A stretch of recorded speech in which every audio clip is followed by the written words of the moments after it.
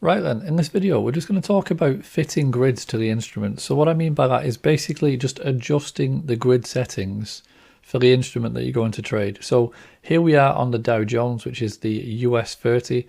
And obviously we're on a daily chart and you can see that I've got my 1,000-point levels marked out. So these are the main levels. These are the levels that essentially control the market, okay? So when the market reaches one of these levels, you can expect the move from it, okay, if it's going to be a bounce, to be quite a big bounce. It's going to be 1,000 pips, maybe 2,000 pips, sometimes even more. But a typical move is going to be 1 to 2,000. You can actually see numerous examples of 2,000 point moves on the charts, okay? So when price drops down like it has done here and it starts to show that this level is holding, if you think a reversal is likely, you should be aiming for at least 1,000 points. Now what does that mean? Well, it's probably not going to move 1,000 points in one day, even though it clearly can, and you'll actually find examples of this on the chart where it literally has done 1,000 points in a day. You should be thinking, well, okay, this is typically going to take, if it moves 350 points a day, this is probably going to take about 3 to 4 days on average for it to get there. Bearing in mind that candles sort of overlap slightly, they don't just go straight up, although they can, or straight down. So what that means then is that for your 250s, obviously we subdivide these for 250s. These are going to be your daily targets. So on a daily basis, you're going to be looking at the nearest 250 level and trying to trade from one to the other, okay? And the way we do that is by taking entries on the 50-point levels. So hopefully you can see how this all ties together. If you start on the higher time frame and you look where you are relevant to the big turning points, like right now the market is pushed up. Look at these wicks. This 1,000-point level is holding. The market is starting to drop from it. If we now drop down to a 4-hour and look at the 250s, okay, what can we see? So here we are, look at this big wick here, and then it's moved beautifully. It's done a perfect 250 and stopped. In fact, let's go to the 1 hour, it'll be easy to see. So we get this huge wicky candle, and then price has dropped down 250 and gone sideways, okay? So that's absolutely perfectly what we want to see, and you can see it day after day after day, it's doing the same thing. It's really respecting these 250 levels.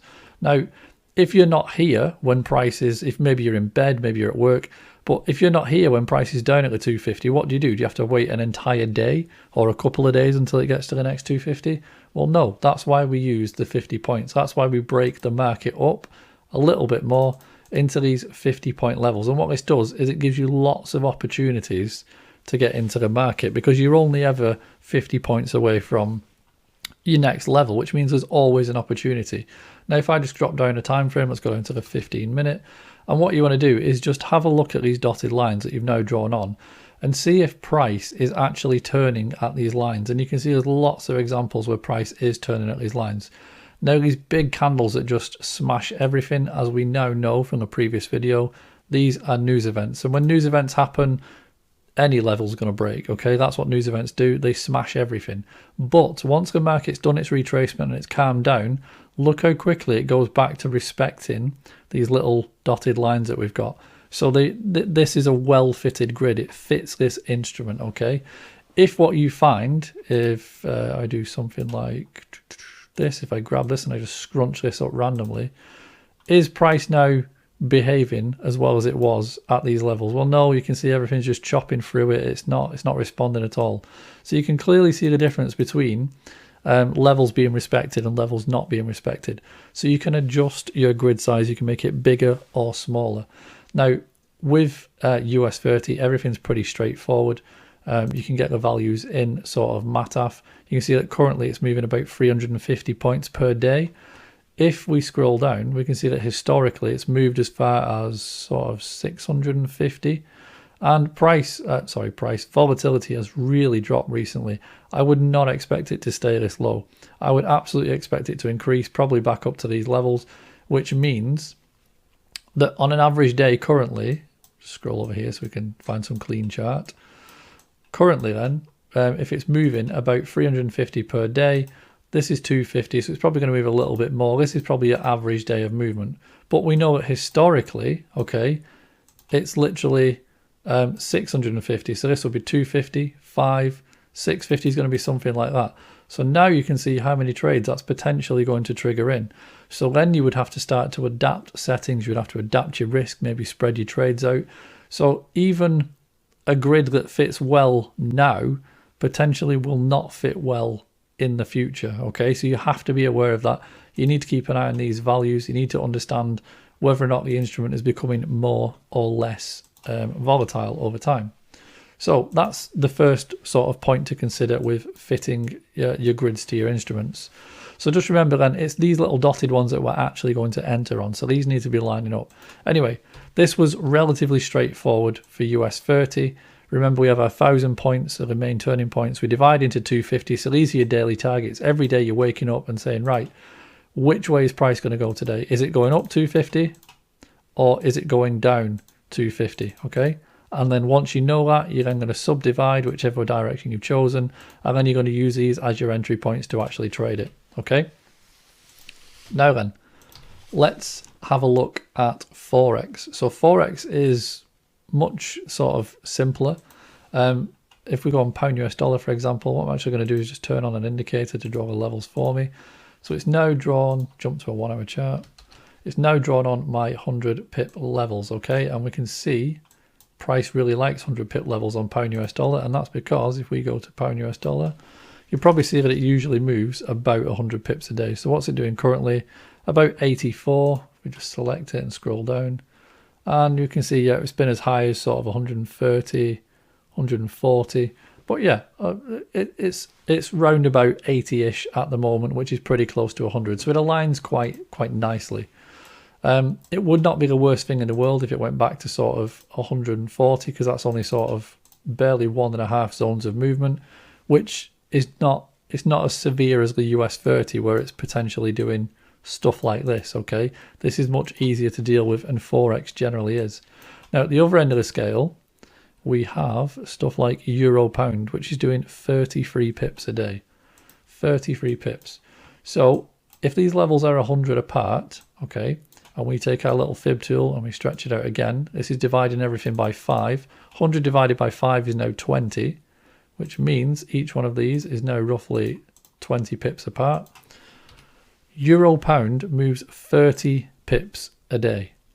So if we were to buy right now, it's potentially going to get to this one and maybe to this one. That would be an average day of movement. So trade 1 would be here, trade 2 would be here, and trade 3 hasn't been triggered yet. So everything on Euro Pound would potentially be much slower. You might have to wait days and days for this to play out until it goes to TP. Drawdown would be small, profits would be small. Now compare that to pound US dollar, or in fact something like pound Jappy. Let me get rid of this. Pound Jappy is much more volatile. So pound Jappy does 145 pips per day, and that would obviously be, delete this for a second, if these are our 100 pip levels, pound Jappy would move from this one, that's 100, 150 will be about there. So that's a typical day on pound Jappy. Okay, now if you put our little fib tool on, just so we can sort of measure this out, pound Jappy would be something like this. Let's see how many trades this is going to trigger. So imagine this is trade 1, trade 2, trade 3, trade 4, and you can see the difference between pound Jappy and Euro Pound is quite enormous.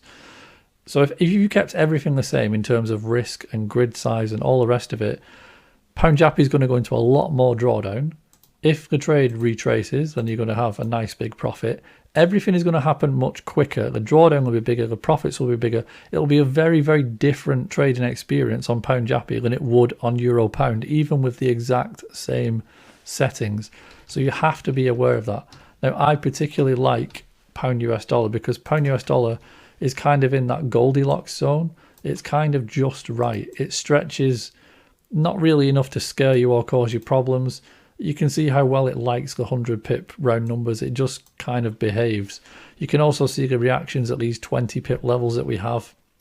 It loves to turn from them. If I just extend this a little bit so you can see a bit more data there. And you can see very often it is turning at these little dotted lines that we've got now.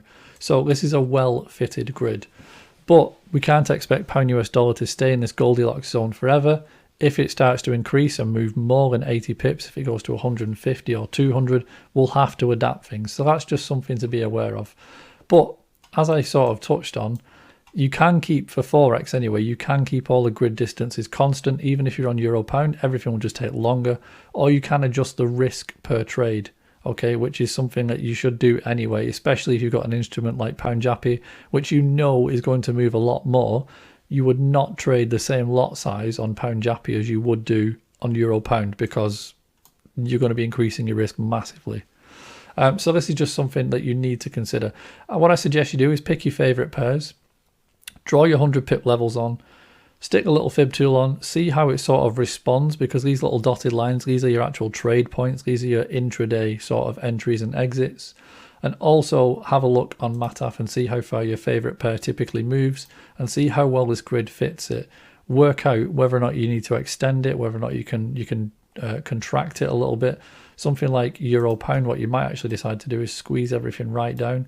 And you might do something like this, where you've got much smaller grid sizes, okay, so that you're compensating for its lack of movement. On Pound Jappy, you would probably want to do the complete opposite of that. On Pound Jappy, you would want to maybe spread it out across 2 zones, so it would go something, whoops, so, my god, what's going on with my mouse today? You would try and do something like this. So now you've actually increased the size and the distance between the trades, and you would change your risk level as well. So this is what fitting the grid to the instrument is all about. It's about realizing how far something moves and then adjusting the settings to make sure that you can survive whatever move happens with a comfortable level of drawdown, and that you're going to make a decent amount of profit to be worth your effort. Okay,